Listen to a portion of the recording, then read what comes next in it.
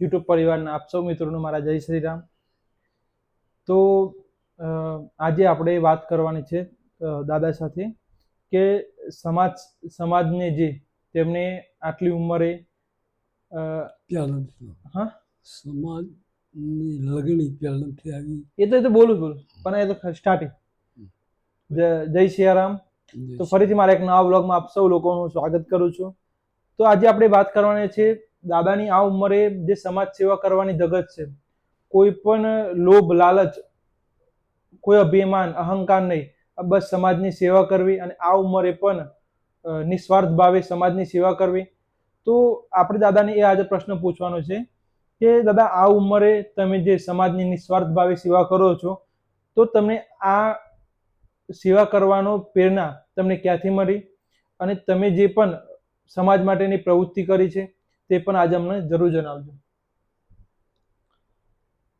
મને બાળપણથી જ સ્કૂલમાં જતો એટલેથી જ સેવાનો ભેખ મારા હૃદયમાં ધારણ કરેલો હતો. મારું જીવન એટલે સેવા. બાળપણથી જ મને કોઈ લોભ મોહ કે કોઈના ઈર્ષા અદેખાઈ વેર ઝેર આ બધાને બાળને ભસ્મ કરી નાખેલો હતો. એટલે બાળપણથી જ હું જ્યારે શાળામાં જતો ત્યારથી જ મને માસ્તર સાહેબો મારા પાસે પ્રાર્થના બોલાવતા, મારા પાસે એક ભજન કરાવતા અને મને મોનિટર તરીકે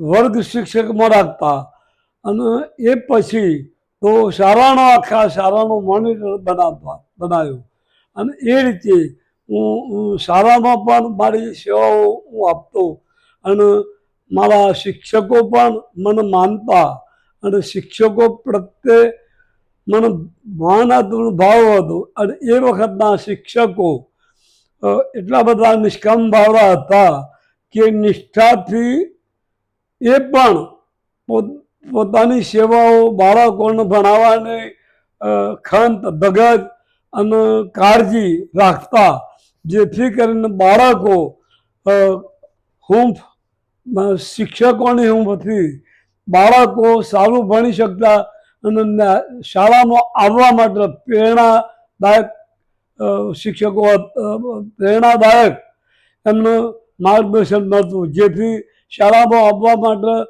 શાળા ઉઘરાય પહેલો તો શાળાના દરવાજા બાળકો બેસી જતા.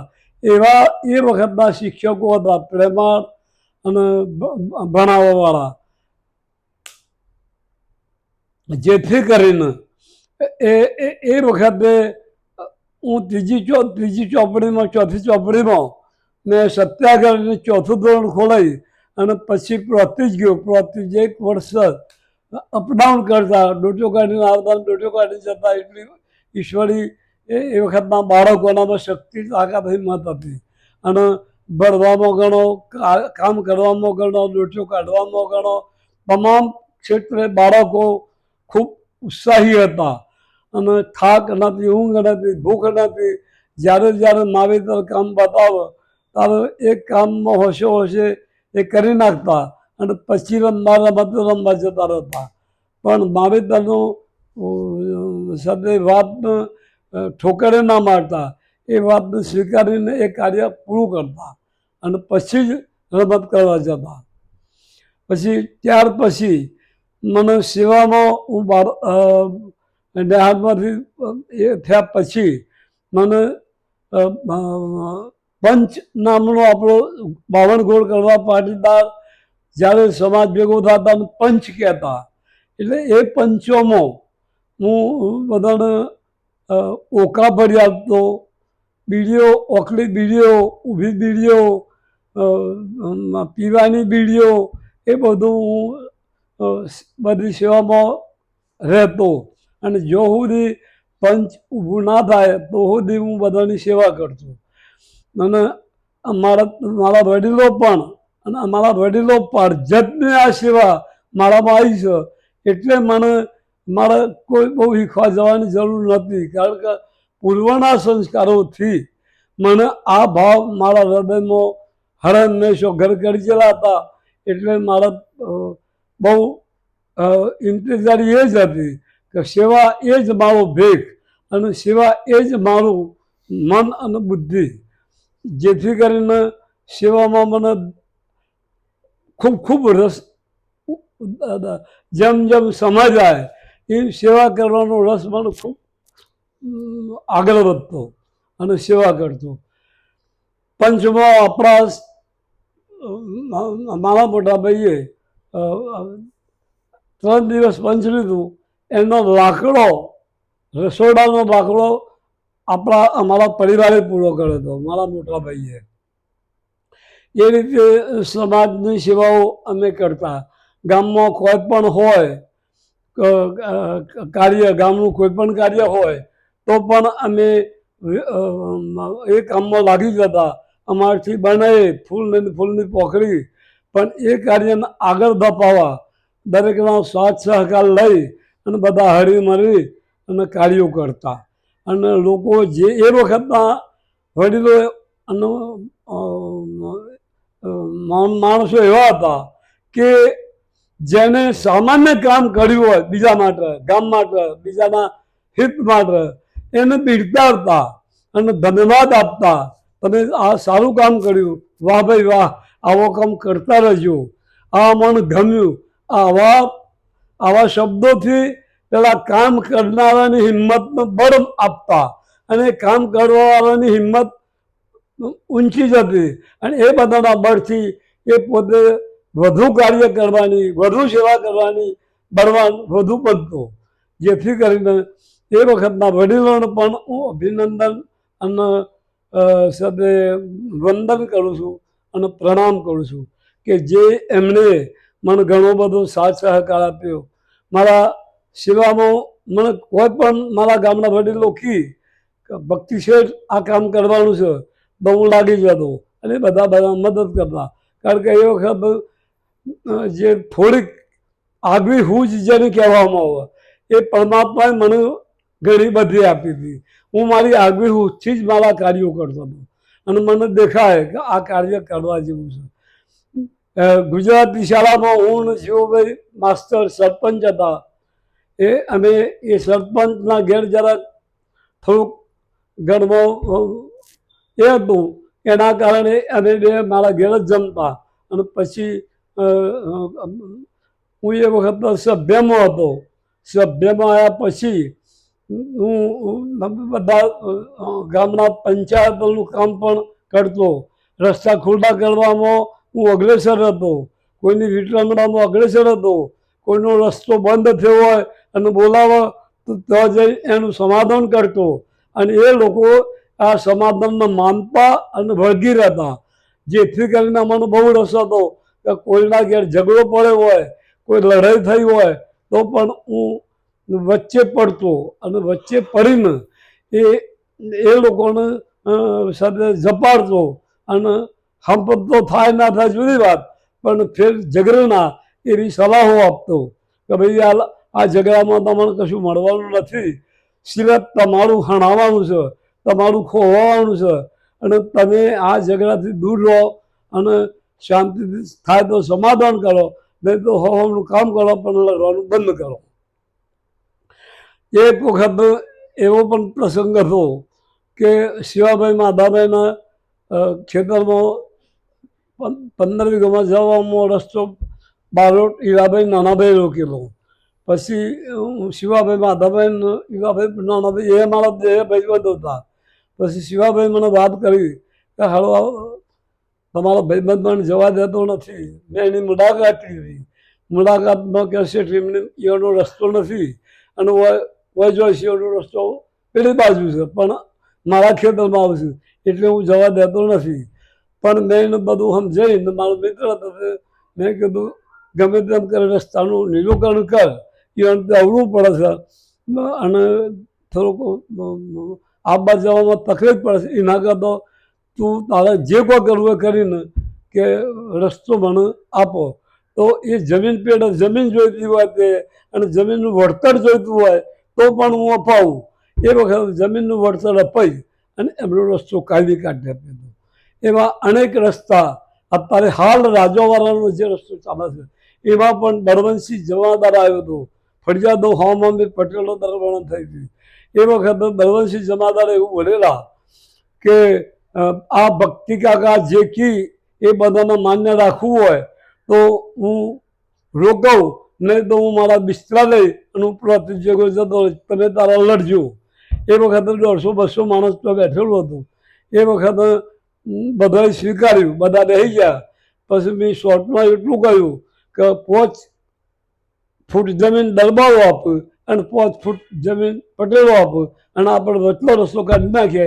એ બધા સંમત થયા.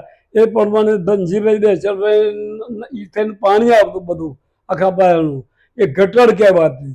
એ ગટર મેં ધનજીભાઈને કહી દીધું કે આ 2 દાડામાં પાડીઓ તૈયાર કરી દે અને ગટર પૂરી થાય. ઘેર ઘેર ના ખાવા જતો હો ખાજે, ભાત મંગાવજે, પણ આ કાર્ય પૂરું કરી દેજે. એ ઝઘડો મેં કાઢેલો. હવે પછી એ જ બાબતનો થોડો ઝઘડો કંઈક ઊભો થયો છે એવું આજે મારા જાણવામાં 2 અઠવાડિયાથી આવ્યું છે. પણ આપણે એમાં ભાગ લેતા નથી. કેમ કે એ અમે આખી જે એ વખતની અને અત્યારની મોનોપોલીમાં આસમાન જમીનનો ફેર પડી ગયો છે. અત્યારે દરેક લોકો મોનોપોલીથી વાત કરે, પોતે હું કંઈક છું એ ભાવનાઓથી વાત કરે. હું થોડોક કમ છું, મારે અનુકા બોલાવવા પડે, એ થોડા મારાથી મોટા છે, એવા ભાવ અત્યારે પ્રાગટ્ય થઈ જશે. એટલે ઘરના થઈ જશે. 2 ભાઈઓનું 2 ભાઈ એ તો એના છે થોડુંક લોક લાગણીએ થોડા ભેગા બે. બાકી કોઈને અત્યારે ભેગું બેસવાનો રસ નથી અને કોઈને સમય પણ નથી. લોકોની સાથે કમાવાની લાગણીઓ વધી જાય.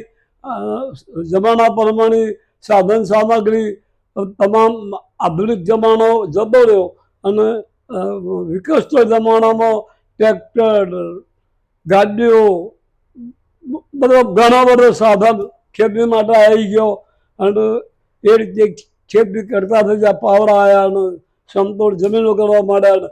એટલે લોકોને ટાઈમ નહોતો. પણ હું મારું ઘર, ગામ, મહેલો, સમાજ, તાલુકો અને જિલ્લામાં મને કોઈ અસર નથી. હું બધા આ બધું મારું ઘર સાચવતો જો, ગામ સાચવતો જો, તાલુકા જિલ્લામાં તાલુકા સંઘમાં સદે હું એની સ્થાપના મેં કરેલી. અને મનુભાઈ કરીને પોગરુવાળા અમે 2 તાલુકાના શેર લેવા 51 રૂપિયાનું શેર લેતા હતા. એ બધા શેરો આપણે બધા ગામડાને ઉઘરાવી અને એ સ્થાપના તાલુકા સંઘની રચના અને સ્થાપના એ મારાથી ગોપાલ કાકા કરાવી. અને હું શેરો લેવા અમે 2 સાથે તાલુકાના ગામડામાં જતા. એ પણ એ પતવી ગયું. ત્યાર પછી સલાલ મિલ બહુ જબરજસ્ત ખેડૂતો માટે સોપાન મળી ગયું હતું કે લોકો ખેડૂતો ત્યાં રાત લોકો ગાલ્ડો છોડીને એટલો બધી ભીડ મારતી. કારણ કે એ વખત માર્કેટ રાત હતું નહીં, એટલે બધો માલ મિલ ખરીદતી. ત્યાં ખેડૂતો માટે અમે બધાએ એ વખત મારી કમ્પ્લેટ હું જ હતી. ગોપાલ કાકો મને અમુક કામ હુંપતા અને એ વખત જમીનો પણ મિલ માટે રાખતા. એ વખત પુંજાજી કરીને દરબાર હતા સલાલના, એ પણ બધાને ખૂબ મદદ કરતા અને ખૂબ ભાવી માણસ હતો, નિષ્કામ ભાવવાળો માણસ હતો. એમના 11 છોકરા હતા અને છોકરા બધાએ ફોરવર્ડ સારા અને એમના વિચારોને અનુરૂપ રહેતા અને એવાય સમાજની સેવામાં ગોપાલ કાકાના સાથે રહેતા. અને ઘણી બધી મિલકત આજે મિલકત દેખાય છે, પણ એનો જે વિકાસ હતો એ અત્યારે ઘટી ગયો છે. એટલા માટે કે હવે સલાલ માર્કેટ થઈ એટલે લોકો માર્કેટમાં માલ વેચતા થઈ ગયા. એટલે અહીં હતું કે આપણે થોડુંક ભંગાર પડ્યું અને અત્યારે જમીન સારી છે, મિલકત સારી છે. અને આવતીકાલે સાથે સલાલ મિલમાં જનરલ મિટિંગ રાખી છે. એમાં મને મેનેજરે ટેલિફોન કહ્યું કે ભક્તિ શેઠ તમારા હાજર રહેવાનું છે, એવો મને 15 ટેલિફોન મળ્યો. મેં કીધું ચોક્કસ મારા સનને લઈ પૌત્રને લઈને આવીશ અને અમે બધા હાજરી આપીશું. એ પછી તાલુકા સંઘમાં હું જ્યારે હતો ત્યારે કાપડ અને તમામ જાતની સુવિધાઓ હું 9 વર્ષ તાલુકા સંઘમાં રહ્યો અને બધી જ સુવિધાઓ પૂરી પાડી. ત્યાર પછી મને સલાડ મિલનો ઉપપ્રમુખ બનાવ્યો. ઉપપ્રમુખ બનાવીને મને એવું કહ્યું કે તમારું મગજ વેપારી માર્ગ છે, જેથી કરીને વેપારમાં તમે પ્રવીણ છો અને થોડાક કામ કરો છો તો આપણે મિલમાં થોડુંક આવક થાય એવી યોજનાઓ કરો. મને જે દાડા વાઇસ ચેરમેન બનાવ્યો અને મને કાર્ય હુંપ્યો એ વખત હું બીજા દાડા તલોદ ગયો. તલોદમાં 100 કોથળા બાજરી રાખી અને હલાલ મિલમાં લાવીને મૂકી દીધી. એ બાજરીના એ વખત મેં 18 રૂપિયા બાજરી લીધેલી. એ બાજરી 28 રૂપિયા વેચવાની અને મોટો નફો થયો હતો. અને એ વખત બીજી સાધારણ સભા મળી, એમાં મણિભાઈ અંબાવાળાવાળા એમને હાથમાં રિપોર્ટ એટલે અહેવાલ લઈ અને ઊભા થઈને કહ્યું કે જુઓ લ્યા આ ભક્તિ શેઠને 5 લાખ રૂપિયા સલાડ મિલ નફો કરી આલ્યો. ધનવાદને પાત્ર ગણાય. એટલે બધા હાલડે પાડીને વાત વધારી લીધી. એટલે એવો કાર્યો ઘણો બધો કાર્યો ઘણો એટલે એનો સીમા વગરનો કાર્યો નાનો મોટો તો કરવા જઈએ તો મારી જિંદગી આખી લાઈફ મેં મારા માટે 1 રૂપિયાનું કાર્ય કર્યું નથી. પછી બીજું પૈસાની મને લાલચ નથી. ત્યાર પછી મને ગામમાં તમામ સંસ્થાઓમાં એક પણ સંસ્થા એવી નહીં કે જે એ સંસ્થામાં હું ના હોય. મને મેનેજર તરીકે, પ્રમુખ તરીકે, બાળ મંદિરમાં પ્રમુખ તરીકે ઘણા વર્ષો રહ્યો. એવા ઘણો બધો ગામનો કાર્યો કર્યો. રામજી મંદિર બનાવ્યું, બ્રહ્માણી માતાનું મંદિર બનાવ્યું, પછી બરિયા બાપનું મંદિર બનાવતો હતો. એ વખતે થોડા પૈસા ખૂટ્યા કે 5000 રૂપિયા જેવી રકમ ખૂટી. બિચારા નિરાશ થઈ ગયો હતો.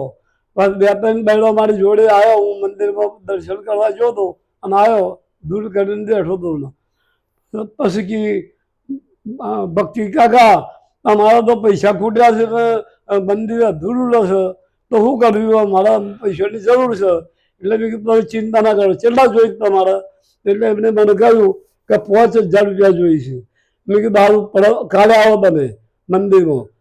બીજા દાડે મેં ભરવાડ હઠીભાઈ કરીને ભરવાડ હતો. એ ગામ સીમમાં ગેટો ચાલતો. એ ભાઈને બોલાવ્યો અને કહ્યું કે તારા ચાલુ સાલના પૈસા આ મહિલા મંડળને આપી દેવાના છે અને ગામમાં આપવાના નથી, જેથી પેલું મંદિર અધૂરું છે પૂરું થાય. એટલે એ ભાઈને 2 રનના પૈસા 5000 રૂપિયા, એ વખત તો 1500 રૂપિયા સેમ ચડાઈ કહેવાય. સીમ ચડાઈ એ ભરવાડો આવ્યો એ બધા 5 ગામવાળા પૈસા લેતા. એ વખત પહેલાં 1000 લેતા, પછી 1500 થયા, 2000 થયા, પછી 5000 થયા. એ વખત આપણે 3500 રૂપિયા હતા. કે 7000 રૂપિયા બહેનોને અપાયા. એ મંદિર પૂરું થઈ ગયું. હવે મંદિર પૂરું થઈ ગયા પછી કીધું કાકા હું આપણે કરવું છે તો પ્રસાદ પાણી માટે શું કરવું? તે પછી મેં બોલો શું કરવું છે? એટલે કે બુદ્ધિ રજા લો તો 70 કિલો બુદ્ધિ મહિલા મંડળ કહેલું કે ખોબે બુદ્ધિ આપવાની મુઠ્ઠી. કોઈ રસ્તે આવતો જતો બાકી ના રહે એ પ્રમાણે પ્રસાદ રાખજો, ખોટો તો મને કહેજો, હું લઈ આપીશ. એ રીતે પણ એ સેવાઓ કરી. શમશાનમાં પણ બેસવા માટેની વ્યવસ્થા ઊભી કરી આલી અને ઓટલા બની. અને આજે પણ બધા ભાઈઓ, મારા મિત્રો, બધા ગામના ભાઈઓ, એ તો મારા ભાઈઓ જ છે, મિત્રો છે, મારા જ છે.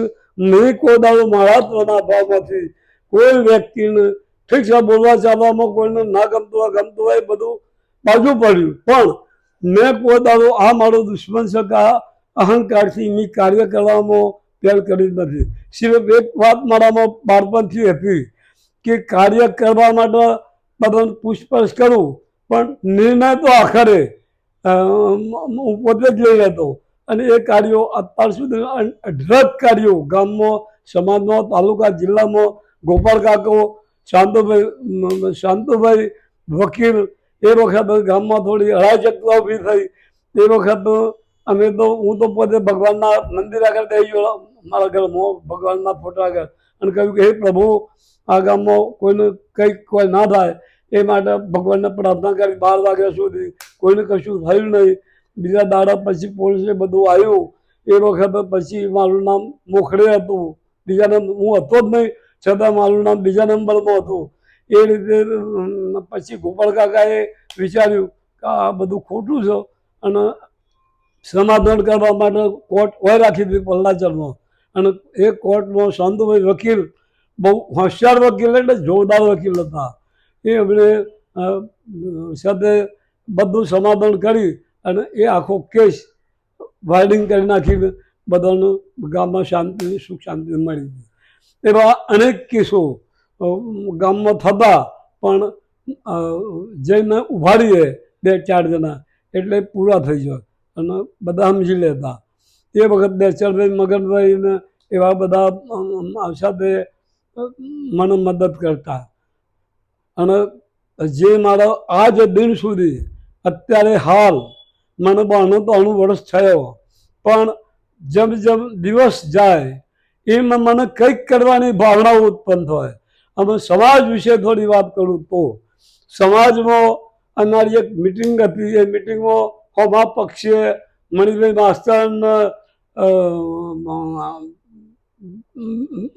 માસ્તર ને રોડુ પુંજા ને બીજા આવ્યા, એવા 4-5 જણની હોમી વિરોધ પક્ષની ટીમ હતી. ઈરાલાલ ને બધા, અને મોહન મગન ને મોહન અમીચંદ ને આ બધી ટીમ અમારા હોમી હતી. પછી અમે માલકુંડેશ્વર મિટિંગ હતી. એ વખત આ લોકો ઉભા થઈને એવું કહ્યું કે ભક્તિ શેઠ, બધા માળિયાના વાત દેશું, સાથે સુથારોના લવારાના વાત દેશું, દરજીઓના વાત દેશું, તમે શું કર્યું? ખાલી વાતો જ કરીશું. એ વાત એમની સાચી હતી. મારા મગજમાં બેસી જાય કે ખરેખર આ વાત સાચી છે. એ વખતે પછી કમાલપુરમાં પશા ભક્તિની વાત કરી કે ભાઈ આ જમીન ખરવાની જમીન હતી. કમાલપુરવાળા આલવા તૈયાર હતા, પણ ખરાની જમીન હોવાના કારણે એ જમીન આપણે રાખી શક્યા નહોતા. અને પછી બીજી જમીન આપણે અહીં આપણા સાથે આઈસ ફેક્ટરી સારા 5 વીઘા જમીન રાખી. એક બેન ફરી ગયો. એક વખત સમૂહ લગ્ન પણ કર્યો આઈસ ફેક્ટરી, અને એક બેન ફરી જઈ. પછી પૂરા 3 વીઘા જમીન વધી, એટલે એ જમીન પડી રહી હતી. અને અમે 30 જણોને 11,000 રૂપિયા ઉઘરાઈ અને એ મૂડી ભેગી કરી અને 1 લાખ રૂપિયા બોણું અમે એ બહેનોમાં આપેલું. પછી એ પતી ગયું. પછી એક દેવીલાલ કરીને અમીનપાડાનો ભાઈ હતો. એને જમીન માટે એને એક ભાઈબંધ હતો. 16 વીઘા જમીન વેચવાની હતી, પ્રોતિજનો હતો. પછી એને એના ભાઈબંધને વાત કરી કે દેવીલાલ કે આપણે અમારા સમાજ માટે જમીન જોઈએ છે, બોલો આપ્યું હતું. એ કે અપૂર્ણમાં હતો, પૈસાથી કોમિશન. તો પછી એમણે એ વખતના પ્રમુખ અમરતભાઈ દેનકર હતા. એમને ટેલિફોન કરીને વાત કરી કે જમીન છે 16 વીઘા બાકરપરની બાજુમાં, જમીન સારી છે, જો એ જમીન આપણે સમાજ માટે લઈએ તો બહુ ઉત્તમ જમીન ગણા. પણ અમરતભાઈ દેનકરે એમને 2 દાડા એમણે વાત કરી, પણ અમરતભાઈ દેનકરે દેવીલાલને એવું કહ્યું કે આપણી પાસે પૈસા નથી, જેથી કરીને આપણે જમીન રાખી શકીએ એવા નથી, તો આ જમીન વિશે હું તમે મને ટેલિફોન કરતા નહીં, એવી વાત દેવીલાલને અમરતભાઈ દેનકરે કરી. અમરતભાઈ દેનકરે દેવીલાલે મને બીજા દાડા 3-3:30 વાગે ટેલિફોન કર્યો અને કહ્યું કે ભક્તિ શેઠ જમીન 16 વીઘા છે. અમરતભાઈ દેનકર તો છૂટી પડ્યા અને કંઈક કરવા જેવું છે આવો મોકો બધે કરી શકો એવા